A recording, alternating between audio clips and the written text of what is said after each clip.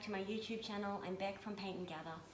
I'm a content creator for FlexiWood Mouldings Australia, and I've been creating small decor projects using some of their smaller appliques. So today my project is going to be transforming this little set of drawers here into a jewellery box or ring holder by using these cute little hinges here. I'll take you through the steps. I'm going to use Pureco paints at the silk finish in white, a little bit of black, and the midnight glaze. And inside the drawers, I'm going to use this dark damask paper by Redesign with Prima.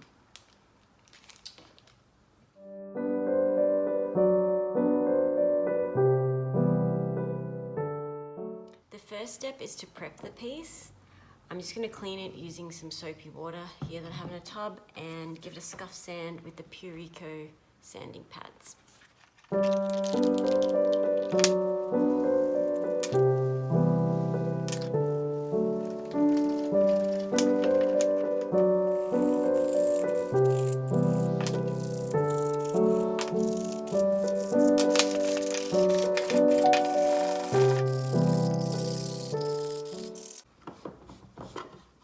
Wiping off any little bits of sawdust there.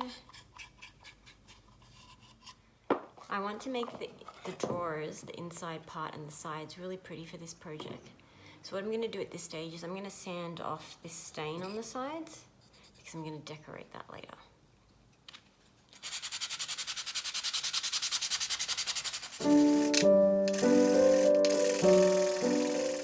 The frame has these little gaps here, which I don't want to show after it's been painted, so I'm going to putty them up.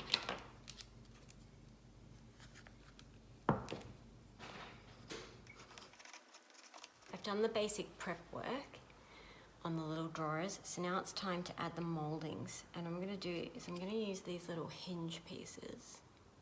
I'm going to cut them in half, and I'm going to have them as a feature on the edge of the drawers, which is a little bit different. One tip when you want to cut them in half, especially the bigger, thicker pieces, is to warm them first. It makes it softer and the blade cuts through a lot more easily, so it's also safer for you. So I'm just going to heat this before I cut it.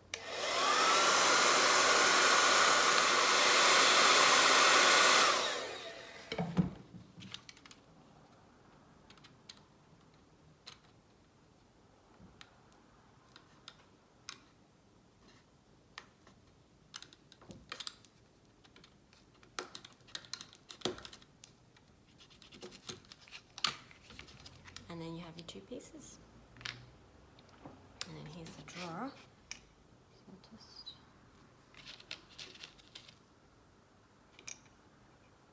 So it's going to look like that.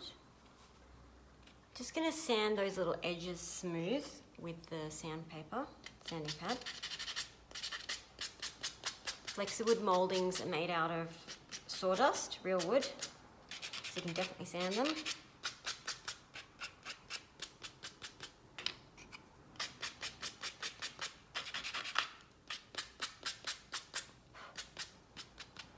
There we go, perfect.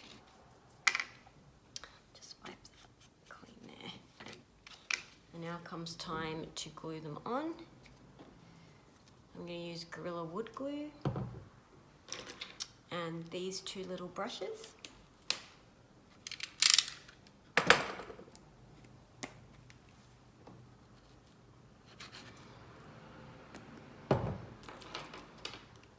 So you just paint a little bit of glue on the back of the moulding.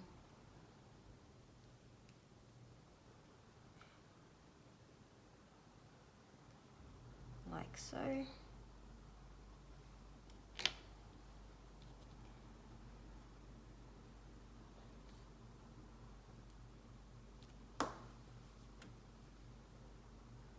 Just going to eyeball it. I'm just going to line that up, push down so it grips the surface.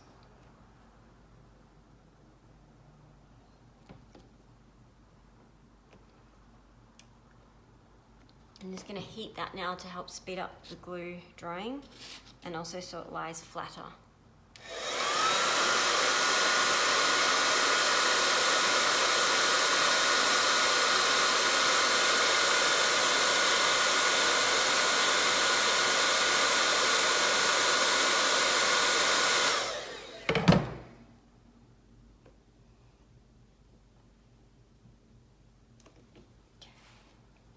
my bits all blew away. Okay, so then I use a little fine brush. Just get rid of any excess glue there.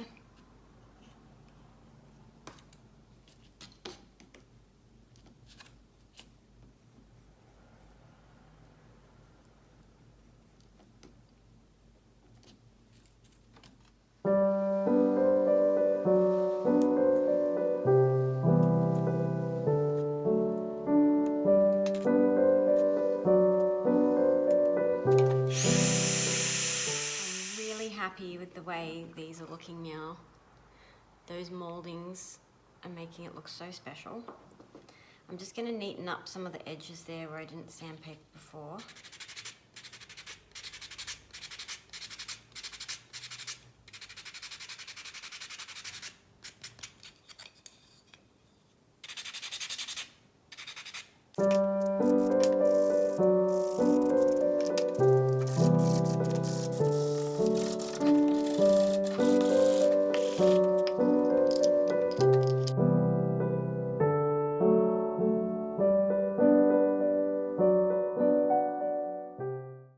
So I've taped the sides of the drawers here to keep a nice crisp line there because we'll be decorating that later.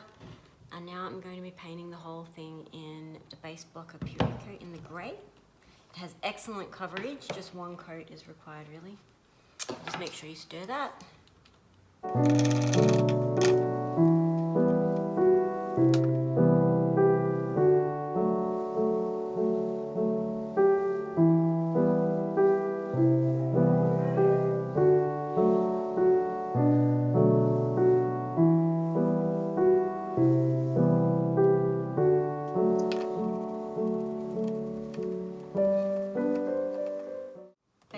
Is all dry now, so I'm just going to paint 2 coats of Pureco silk finish, and I've chosen the white called Cotton, which is has a slight bit of warmth to it, but I could use Snow, which is a bright white.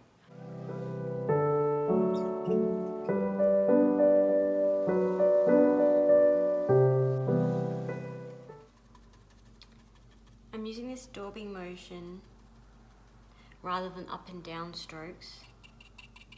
So I want to build up just a little bit of texture and interest. It's not usually something you do with a silk finish paint, which is self-leveling, but this is a small project and I am looking for that rustic look. When I put the glaze on later, I want it to sort of pick up in any little grooves in the paint there. And I don't want any lines showing.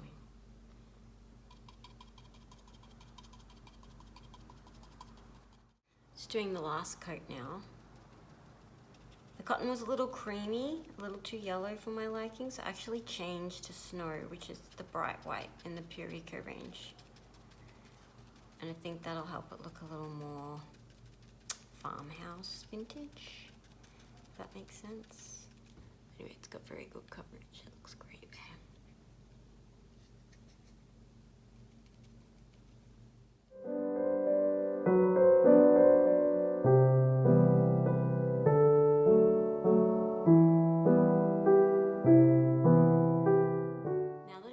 Painting the drawers, it's time to decorate them.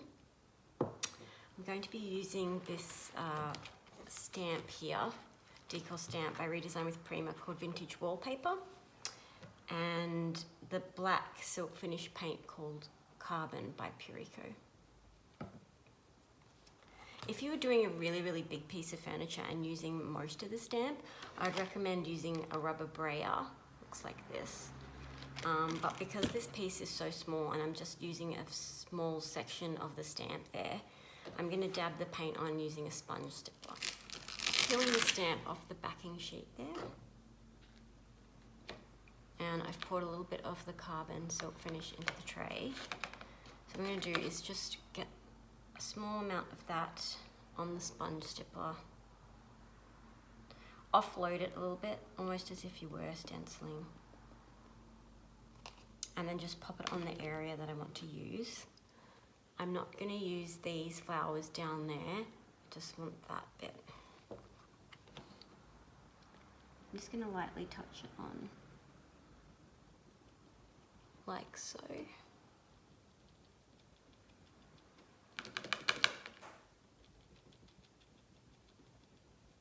And I kind of want a very faded vintage look. So this stamp's great choice for that.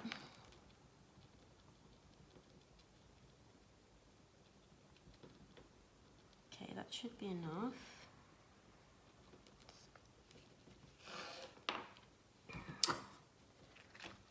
So then, just gonna place that, hang on. Any bits get on the parts you don't want to use, just wipe it off like that. Okay. Just gonna line that up.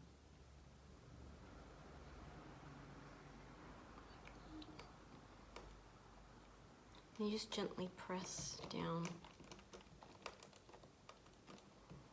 Make sure you've got all areas pressed. You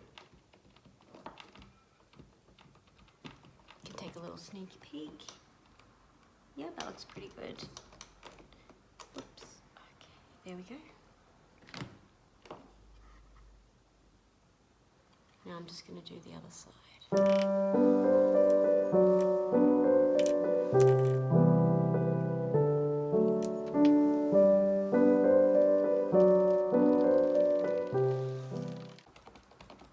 It helps to support the heavy side here that might drag down and cause it to smudge. So just be mindful of that if you're doing a very small piece like this. Okay, that should be pretty good. The next thing I'm going to do is put a black glaze over the whole piece, which will help give it a vintage look.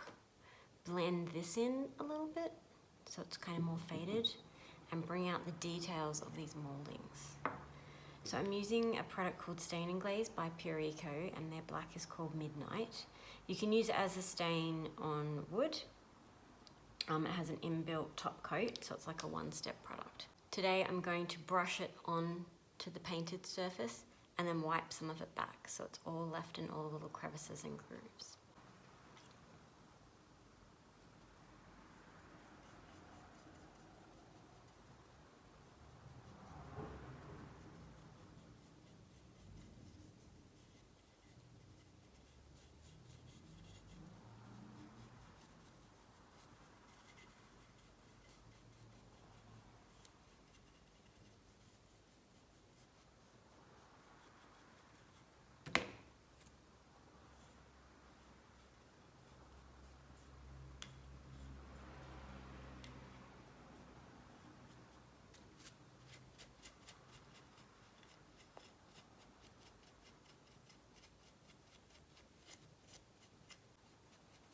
Just wipe it back to however much you want left. It's really that easy, you just brush it on and wipe it off. Just going to touch up the edges there, around the sides, top and bottom. So I've got that looking how I want it. And now, my plan is to actually use it as a stain on the raw wood parts. That's why I sanded it back earlier. So in this case, it will soak into the wood.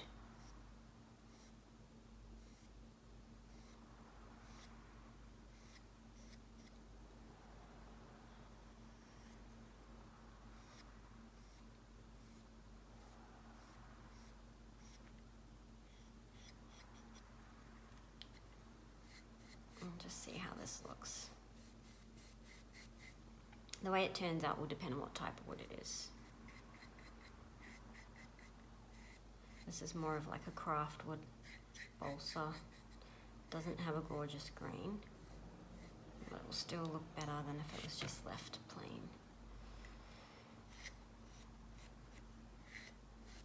So that's what it looks like with one coat, and I'll do a second coat. So I'm just going to do all of the drawers inside and out.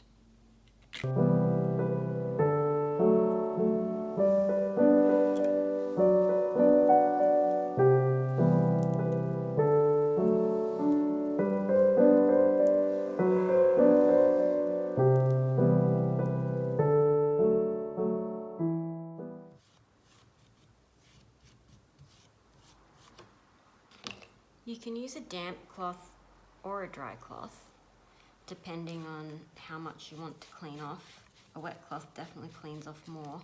I'm just using a combination to see how it looks. And in some areas I want more of this glaze to stay. You can always add another layer later on too if you want to build it up and have more on there.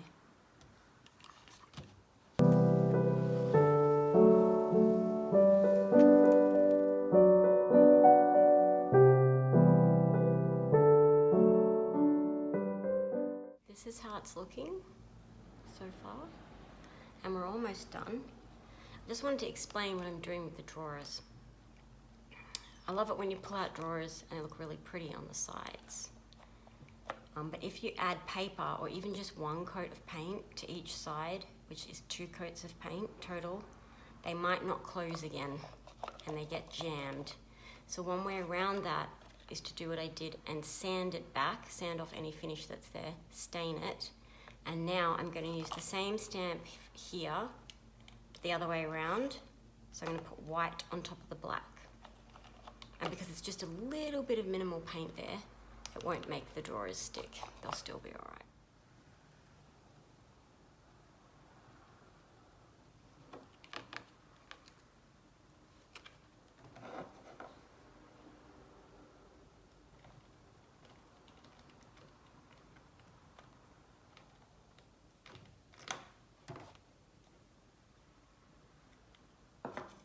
And now for the finishing touch, I'm going to line the bottom of the inside drawers with some paper, and I've chosen a tissue paper called Dark Damask by Redesign with Prima. It's such a small little piece. Usually I would use offcuts of something else. You could use wallpaper, even like serviettes, but this is really pretty and will match so well. So I'm just going to use a little bit off the end, and then I have plenty left for another project.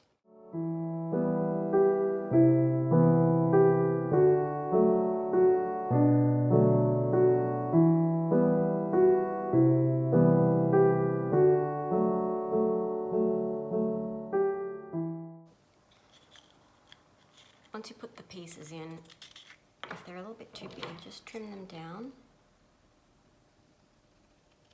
Just a little bit, like that. You can just sort of leave it in there, sitting there, or you can glue it down. The Decoupage papers by Redesign with Prima are really quite thick and nice, almost like a fabric. And you can use any like top coat sealer, Mod Podge, craft glue to put them in. I'm just using a sealer by Pureco.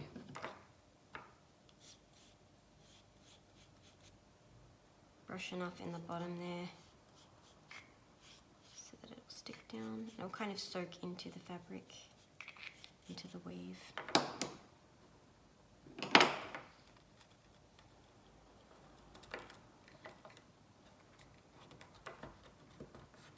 Push it down. For added protection, you can then apply the sealer over the top and it will soak into the paper.